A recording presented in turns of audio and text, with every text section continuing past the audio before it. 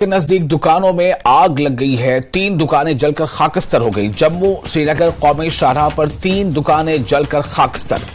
और ये जो आग लगने का वाकया पेश आया है ये खरपुरा श्रीनगर पे हुआ है।